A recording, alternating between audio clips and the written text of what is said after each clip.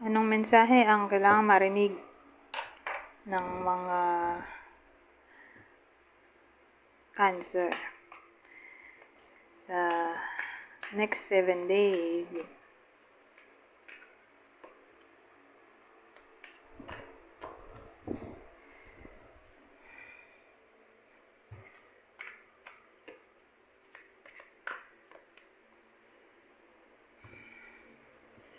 So, may King of Wands tayo. Upright, justice. Upright. Ano to? 10 of Cups. Pero reversed. Anyari.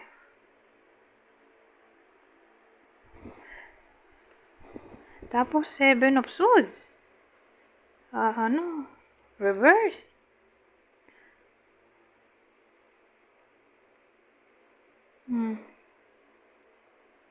Anyari. So, may lalaki tayo dito.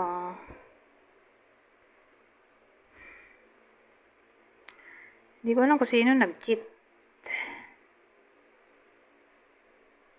Kasi, karma din to, justice eh. Nag-confess.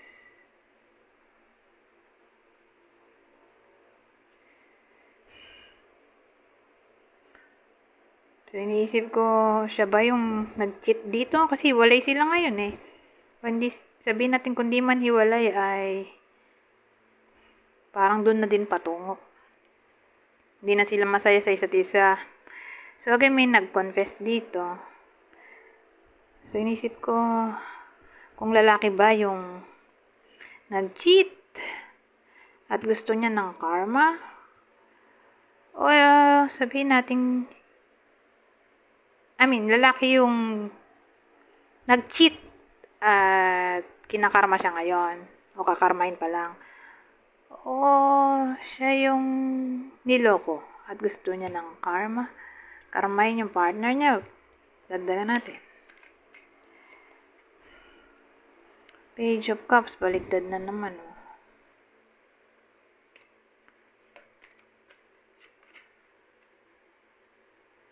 Hanged Man, waiting. Pero ano to? 5 of Swords, baliktad.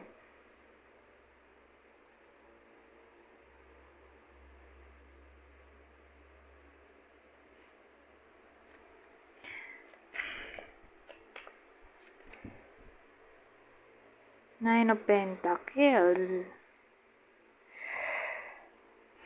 Upright.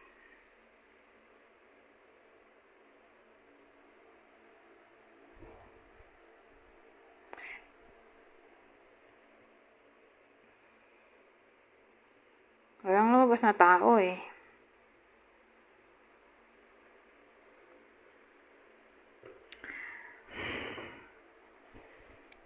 Dahil siya lang yung nandito.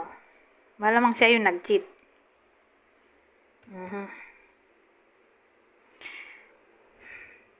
Kinakarma na siguro siya ngayon. O kakarmahin pa lang.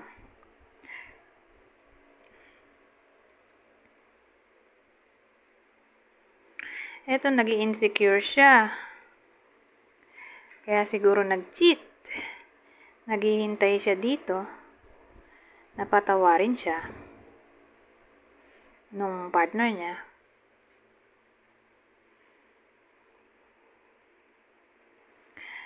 Na yun nga,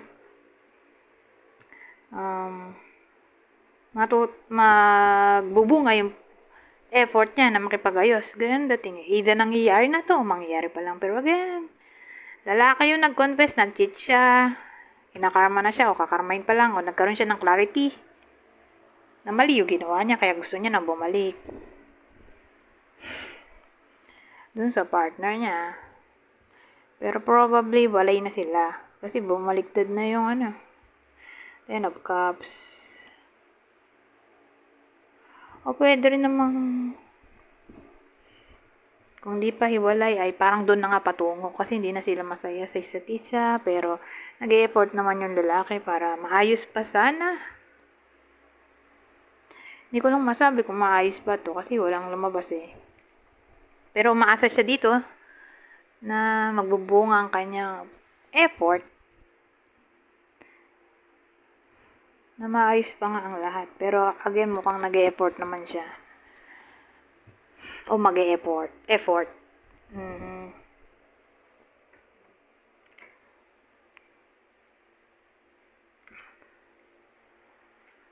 Clarify pa pala natin to. So, sino yung possible partner ng Cancer? Regardless kung babae yung nanonood o lalaki. Basta ito yung partner. Current partner o ex-partner ng Cancer. Ano ba to? Gemini. At Libra. Gemini o Libra. Ngayon, kung hindi naman para sa inyo tong reading. So, sino yung kakilala nyo natatamaan ng reading na to? Cancer. Kapwa nyo Cancer. Oh, Scorpio.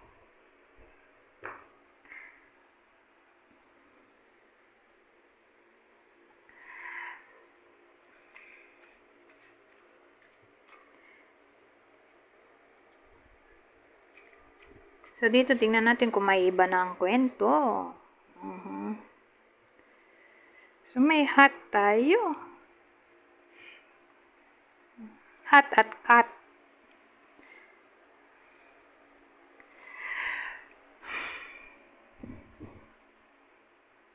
Marami kasing possible meaning dito eh. Nalilito ako. Sabihin nating na-damage yung reputation ng iba sa inyo doon sa workplace. Well, tingin ko, changeable pa yan. Babalik ulit yung nasirang reputation. Maayos pa. Ngayon, kung hindi pa nangyayari, eh yun nga, baka malasin. Kasi may ano tayo, pusa, black cat eh.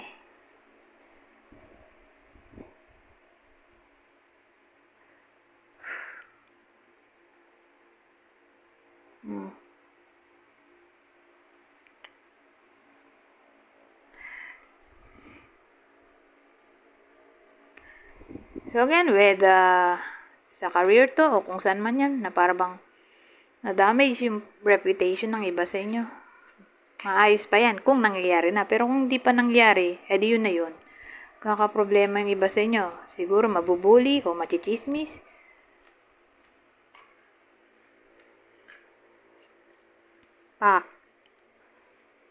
Puppet o puppet. Flower. Yeah. Well, may someone dito controlling oh.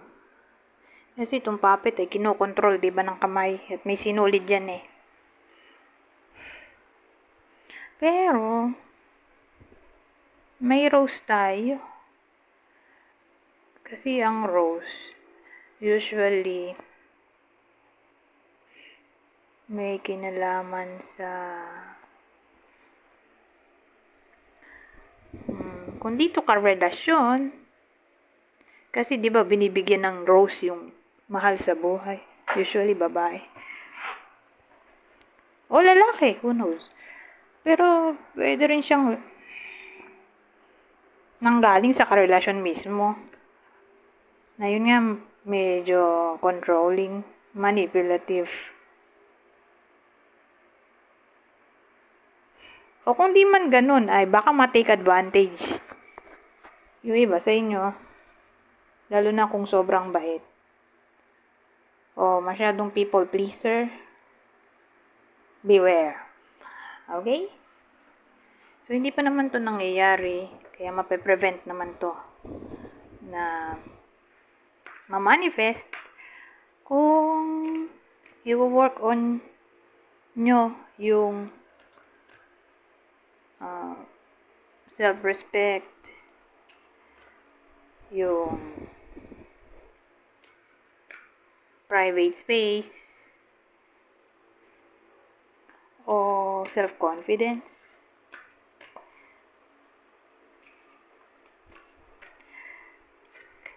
Children.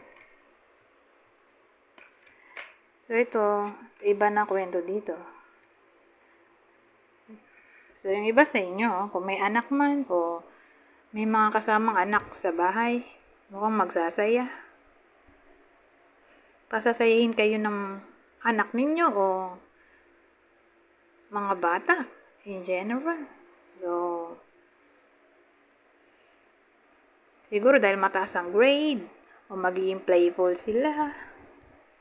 Pero again, regardless kung nasang lugar tong mga batang to, o bata lang, kung isa, baka mapasaya nga yung iba sa inyo. O pwede rin naman kayo yung magpapasaya sa kanila. Pwede rin vice versa.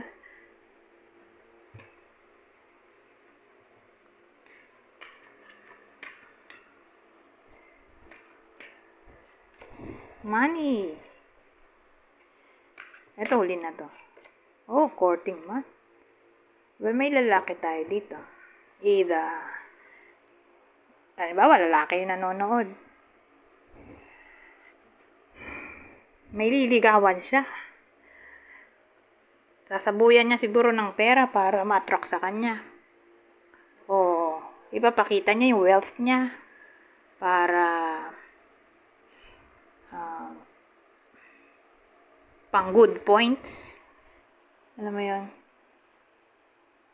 Yung para bang ang way niya ng pag-attract sa someone na gusto niya ay ipakita na mayaman siya, may pera siya, may stable job siya, maganda position niya, ganyan.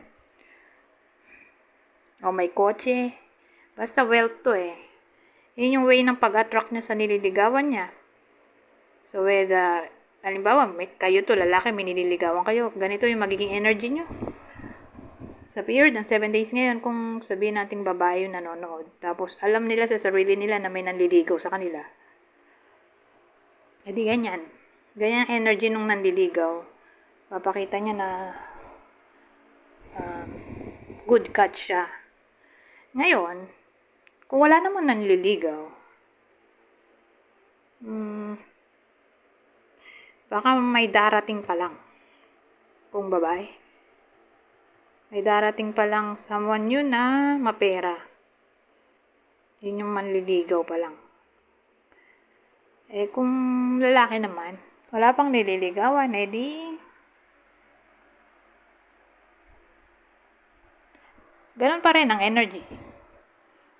Sabihin natin manliligaw pa lang. May magugustuhan sila. Tapos, sisilawin nila sa pera yung crush nila. O ililibre palagi. Pwedeng ganon. Anyways, hanggang dito na lang. Goodbye. For now.